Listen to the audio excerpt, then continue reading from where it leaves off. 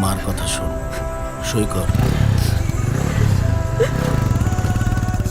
রেখেছে কালকে যদি মা তুমি আমাকে না থামাতে, আমি এর শেষ দেখে ছাড়তাম।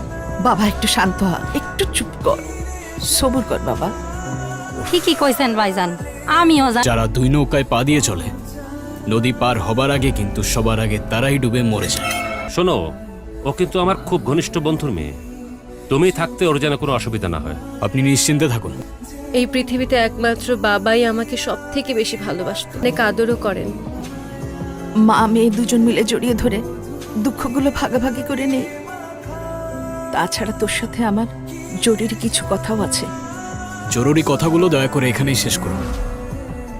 দেয়াল বদলে গেলে হয়তো আপনার কথাগুলোর অর্থও বদলে যেতে পারে। এর জন্য আমি পেমেন্ট নিয়েছি, তাই আপনার সেফটি আমার ডিউটির বাইরে আর কিছু না ম্যাম। মন খারাপ করেছে?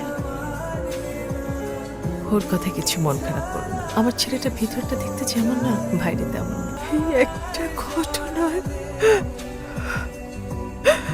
আমার ছেলের জীবনটা একেবারে চুরমার হয়ে গেল, জানো তো।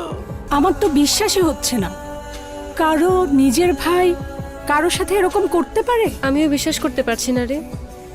সেদিন রাতের পর থেকে একটা ঘোরের মধ্যে আছি। আর ও তো তোর সাথেও দেখা করতে আসতে দিতে চাচ্ছিল না। অনেক বোঝালাম যে তুই আমার ফ্রেন্ড, দেশে এসে দেখা না করলে তুই কষ্ট পাবি। তারপর অনেক তর্ক করার পর আসলাম এখানে। ঝামেলা করিস না। কিছুদিন আগে বললে হয়তো খুশি খুশি সব কিছু লিখে দিতাম, কিন্তু সেদিন রাতের পর তোমাদের সম্পর্কে আমার ধারণা বদলে গেছে। তোর বাপ যে স্বাভাবিকভাবে মরে নাই, ইট ওয়াজ মাই প্ল্যান। আমি তোমাকে ভালোবেসে ফেলেছি। আশা করছি আপনার এই ফিলিংস ক্ষণস্থায়ী। আপনার সেফটির জন্য আমি সবসময় আছি না, কিন্তু ভালো থাকবেন। খোদা হাফেজ।